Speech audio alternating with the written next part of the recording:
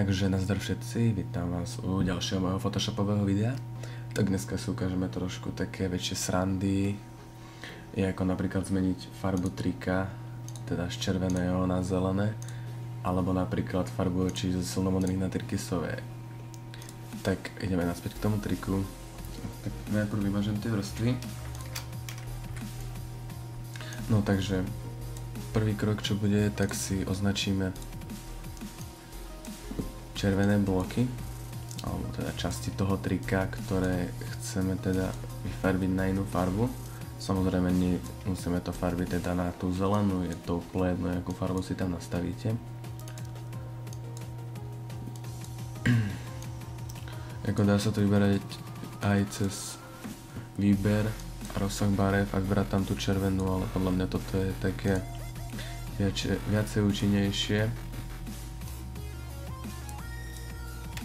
Tu som to nejako porouchalo.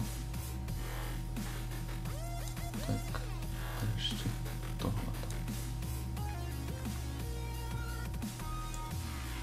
OK, asi by to malo byť všetko. Teraz si vytvoríme novú vrstvu a klikneme pravým na nejakú časť toho označeného, dáme vyplniť, dáme barvu a nájdeme si teda tú našu zelenú, nejaká takáto, dáme OK. Teda triko sa nám vyplní, takže môžeme kliknúť na štvorček a odznačiť to.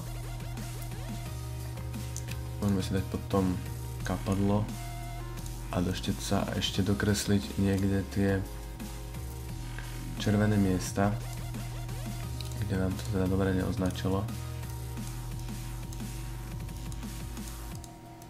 Nejako tak. Tunok nám zase označilo asi trošku blbo. Hej, tak sa trošku to vygumujeme. A ešte tu dole. Tak, OK. A teraz dáme filter na barvu. A máme červené triko. Ešte trošku doladíme tieto gombiky, takže si spravíme novú vrstvu. Nejakú tú žltšiu farbu. Dáme si štetec. A teda tie gombiky vyfarbíme. A môžeme tam zase hodiť tú barvu. Tak. Takže triko by sme mali. Takže z červeného na zelené. A teraz tie oči. To je vlastne to isté. Ale tak chcel som dať dva tie príklady, jak sa to dá využiť. Samozrejme, možnosti sú pri tomto nekonečné. Označíme si teda tú časť zase, ktorú chceme prefarbiť. A odznačíme toto v týchto očiach, lebo by to vyzeralo asi divne, keby to je tyrkysové zároveň s okom. OK.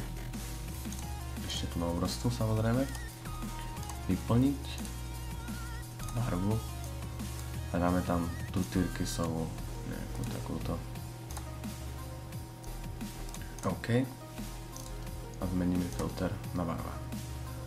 A ešte trošku s gumou môžeme doladiť tie okraje, nech to vyzerá tak viac reálnejšie.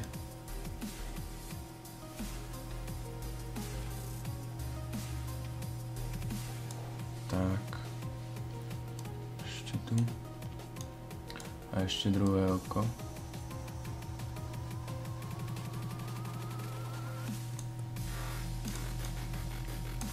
OK, takže máme to z modrých na tyrkysové. Tak to je na dneska všetko, tak ďakujem vám za pozretie videa a nejaké tie lajky a odber poteší a môžete mi kľudne do komentárov napísať, čo by ste chceli vidieť ďalej.